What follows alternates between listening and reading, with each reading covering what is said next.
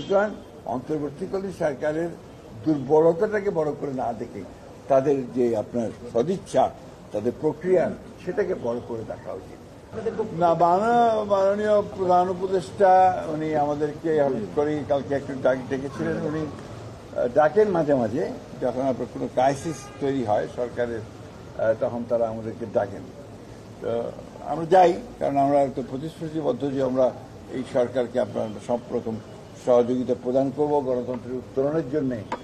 যা কিছু করা দরকার আমরা সেই কাজগুলো আমরা করব। তবে আমরা যেটা মনে করি যে এই এনগেজমেন্টটা, এই মত বিনিময়টা আরো ঘন ঘন হলে আরো ভালো হতো, তাহলে হয়তো এই উদ্ভিদ সমস্যাগুলো তৈরি হতো না।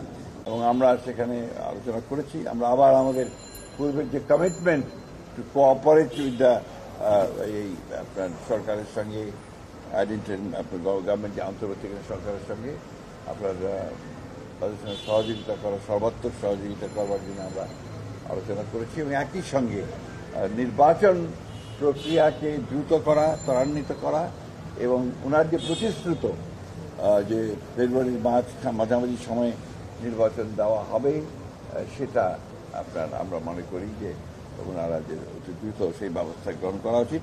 এই ব্যাপারে ঘোষণা দিয়ে আপনার কোনো যেন আর অ্যাম্বিগুইটি না থাকে, অস্পষ্টতা না থাকে, সেই ব্যবস্থাটা নেওয়া উচিত। সেটা আমাদের তরফ থেকে আমরা সেটা বলে এসেছি। তিনি বলেছেন যে তিনি সেই ব্যবস্থাটা নেবেন।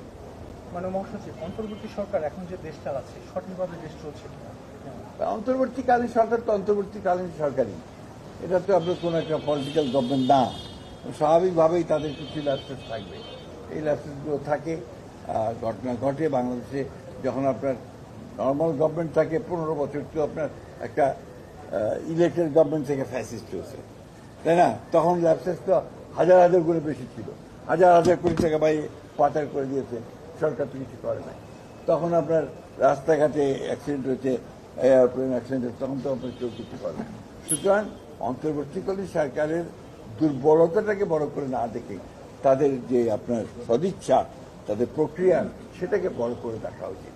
আর সবচেয়ে বড় হচ্ছে যে রাজনৈতিক দল হিসাবে আমরা সবসময় যেটা চাইব যে অতি দ্রুত নির্বাচন করে, নির্বাচনের মধ্য দিয়ে একটা রাজনৈতিক সরকার প্রতিষ্ঠা করা। রাজনৈতিক সরকার না থাকলে এই সমস্যাগুলো আরো বৃদ্ধি পায়, সেই জন্য আমরা সেটাই বলি। শোনেন, আপনারা যে মিডিয়াতে যেটা দেখেন বা আসে বা আপনারা দেখান যে রাজনৈতিক দলগুলোর মধ্যে কথার আপনার ছড়াছড়ি, এইদিকে কখনো পক্ষের কথা, বিপক্ষের কথা, বকাবকি, এগুলো না, এগুলো তো রাজনীতির একটা থাকবেই।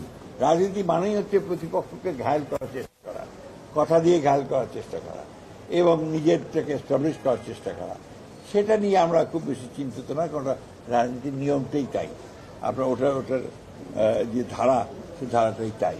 সুতরাং এটা থাকবে, এর থেকেই আপনার রাজনীতি এগুবে। রাজনীতি থাকলেই দেশের জন্য মঙ্গল, এই কথাবার্তার মধ্যে দিয়েই। গণতন্ত্র মানে হচ্ছে শত ফুল ফুটতে দিতে হবে। এখন গণতন্ত্র মানে হচ্ছে সকলকে কথা বলতে দিতে হবে। গণতন্ত্র মানে হচ্ছে প্রত্যেকের কথা শুনতে হবে।